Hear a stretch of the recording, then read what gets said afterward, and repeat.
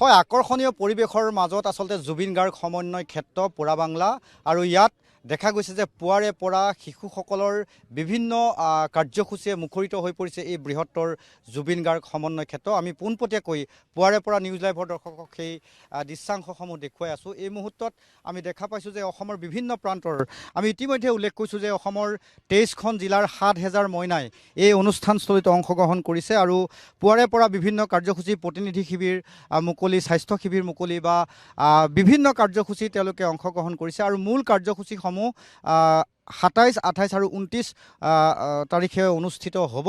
আৰু ইতিমধ্যে আমি দেখা পাইছোঁ যে অসমৰ বিভিন্ন প্ৰান্তৰ লখিমপুৰ, নলবাৰী, নগাঁও, মৰিগাঁও বিভিন্ন প্ৰান্তৰ পৰা, গোলাঘাট বিভিন্ন প্ৰান্তৰ পৰা অলেখ শিশুৱে মুখৰিত হৈ পৰিছে এই বৃহত্তৰ অঞ্চলটো। মই যদি দেখুৱাওঁ এই মুহূৰ্তত মূল গেটেৰে যদি প্ৰশান্তই দেখাব, কেমেৰা পাৰ্চন প্ৰশান্ত আৰু প্ৰবীণ আছে, মূল গেটেৰে ইতিমধ্যে যথেষ্ট সংখ্যক শিশু এই সমাৰোহস্থলীলৈ আহিছে। খুব সুন্দৰকৈ শাৰী পাতি তেওঁলোকে আহিছে, নিয়মানুৱৰ্তিতা তেওঁলোকে পালন কৰিছে। খুব এটা সুন্দৰ দৃশ্য। মই পোনপটীয়াকৈ কণমানিসকলৰ মাজলৈ যাম আৰু তেওঁলোকৰ পৰা কিছু কথা জানিবৰ বাবে চেষ্টা কৰিম। কি নাম তোমাৰ? নমস্কাৰ, মোৰ নাম শ্ৰীমতী পাৰ্চিৰাণী বৰা। কোন মইনা পাৰিজাতৰ তুমি? ইউনেস্কো। এয়া ইমান সুন্দৰকৈ সাজি পাৰি আহিছে আৰু এইসকলে তেওঁলোকে কিছু সময় পূৰ্বে ব্ৰেকফাষ্ট গ্ৰহণ কৰাৰ পিছত ইয়ালৈ আহিছে। আমি পোনপটীয়াকৈ এটি গান শুনিম আৰু গানৰ মাজলৈ গৈছোঁ। নমস্কাৰ, গোলাঘাটত উপস্থিত হোৱা মহাৰাজক জয়ন্তীৰ শেষৰ অনুষ্ঠানত আমি সকলোৱে মিলি উপভোগ কৰোঁ আহক। আৰু ইয়াত মই এটি কবিতা আবৃত্তি কৰিম। কবিতাৰ শিৰোনাম দেওবাৰ দেওবাৰ। কবি ডক্টৰ কুৰবী ডেকা হাজৰিকা। দেওবাৰ দেওবাৰ কি যে ভাল দিন, ক'তোৱেই কাৰো নাই বেজাৰৰ চিন।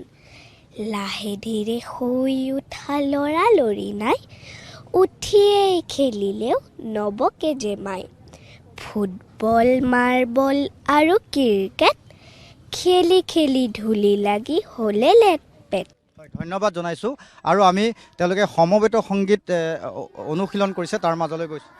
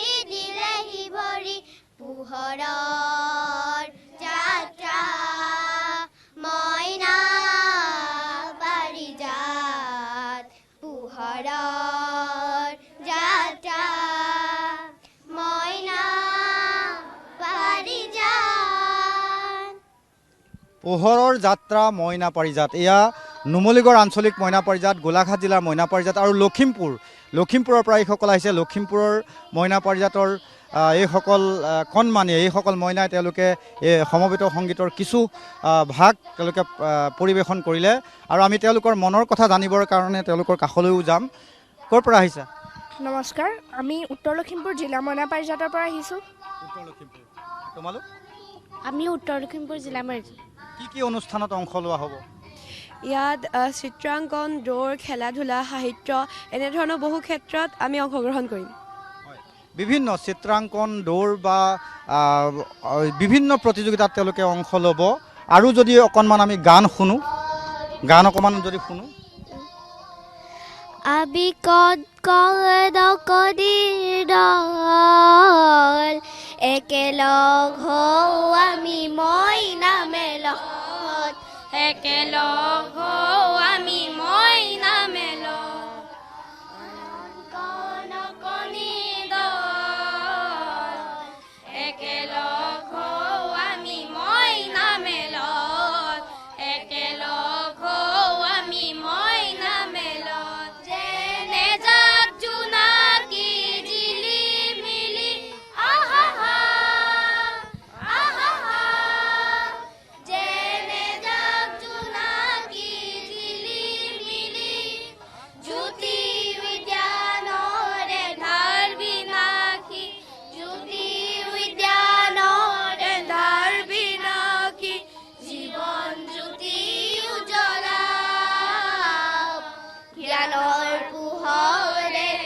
সজাও আমি আমাৰ এই মইনা পাৰিজাতখনি জ্ঞানৰ পোহৰে সজাও আমি আমাৰ এই মইনা পাৰিজাতখনি জ্ঞানৰ পোহৰে উজ্বলাও আমি আমাৰ এই মইনা পাৰিজাতখনি এয়া শিশুৰ বাণী এয়া শিশুৰ বাক্য এয়া শিশুৰ কথা মই উল্লেখে কৰিছোঁ যে আজিৰ মইনা কাইলৈ দেশৰ ভৱিষ্যত এই যে মইনা মেল তেওঁলোকে পাতিছে এই যে অষ্টাদশ শিশু সমাৰোহলৈ অসমৰ বিভিন্ন প্ৰান্তৰ পৰা শিশুসকল ঢপলিয়াই আহিছে তেওঁলোকৰ লক্ষ্য আৰু উদ্দেশ্য এটাই এখন সুন্দৰ পৃথিৱী সজাৰ এখন ধুনীয়া পৃথিৱী চোৱাৰ গতিকে সেই হেঁপাহেৰে তেওঁলোকে এই প্ৰান্তলৈ আহিছে জুবিন গাৰ্গ সমন্বয় ক্ষেত্ৰ পোৰা বাংলালৈ আৰু ইয়াত আজিৰে পৰা শিশুৰ বিভিন্ন অনুষ্ঠানেৰে মুখৰিত হৈ পৰিছে এই অনুষ্ঠানস্থলী আমি পোনপটীয়াকৈ পুৱাৰে পৰা নিউজ লাইভৰ দৰ্শকক সেই সম্প্ৰচাৰ দেখুৱাই আছোঁ আৰু পৰৱৰ্তী সময়ত পোনপটীয়াকৈ পুনৰ ইয়াৰ বিভিন্ন অনুষ্ঠানসমূহ দেখুৱাই যাম